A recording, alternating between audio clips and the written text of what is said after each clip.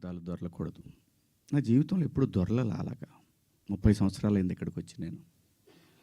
అన్ని సంవత్సరాలు పాలిటిక్స్లో ఉన్నా ఏ రోజు కూడా ఒక చిన్న మాట జగన్ గారినైనా, లేదంటే ఏ మహిళనైనా, లేదంటే ఏ పార్టీనైనా నా హద్దు దాటి మాట్లాడలా.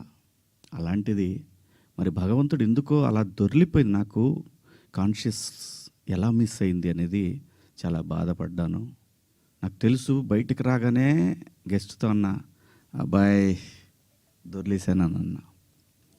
సో దానికి మీ అందరికీ సిన్సియర్ అపాలజీస్ చెప్తున్నాను, ఆ 2 పదాలకి, నా ఆడబిడ్డలకి.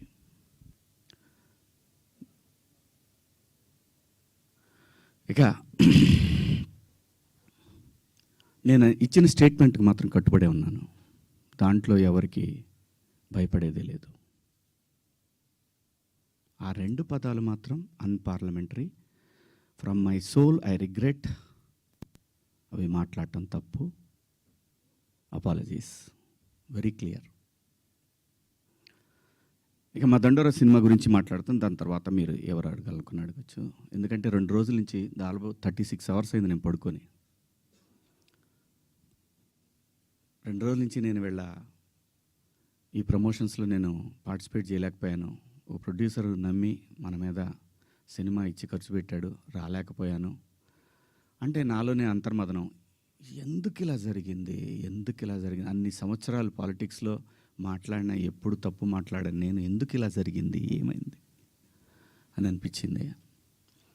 సో అందుకే రాలేకపోయాను. సో రేపు రిలీజ్ అవుతా ఉంది కాబట్టి ఖచ్చితంగా మాట్లాడాలి. ప్రొడ్యూసర్ గారితో చెప్పి, సార్ నేను సినిమా ప్రమోషన్కి వస్తానని చెప్పి ఈ ప్రెస్ మీట్ అంటే ఆయన అన్నారు, ఎందుకులేండి అనవసరంగా మళ్ళీ కాంట్రవర్సీ అవుతుంది. లేదు, మీ దగ్గర డబ్బులు తీసుకున్నాను కాబట్టి నేను ఖచ్చితంగా మీ సినిమాకి నేను నా వంతు నేను ప్రమోషన్ చేయాలి అని చెప్పాను. అలా రేపు 25వ తారీఖు క్రిస్మస్ నాడు రిలీజ్ అవుతుంది ప్రపంచవ్యాప్తంగా ఈ సినిమా. తప్పకుండా మీ దగ్గరలో ఉన్న థియేటర్లో మీకు వీలైతే చూడండి. ఒక మంచి సినిమా, సమాజాన్ని పట్టి పీడిస్తున్న కాస్ట్ సిస్టమ్ మీద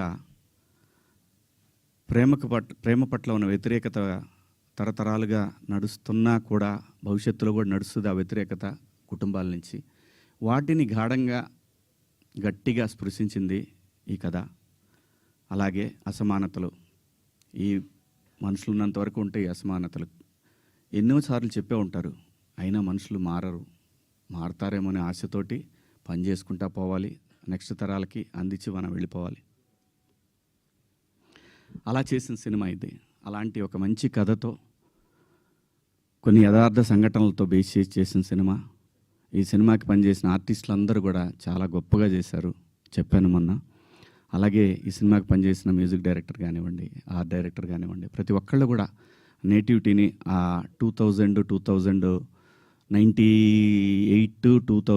2000 ఇంకా అంతే 2005 ఆ మధ్యలో వచ్చినటువంటి ఇన్సిడెంట్లను బేస్ చేసుకొని ఒక చక్కటి లవ్ స్టోరీ విత్ కాస్ట్ని గట్టిగా చాలా గట్టిగా స్పృశిస్తూ చేసిన సినిమా ఇది.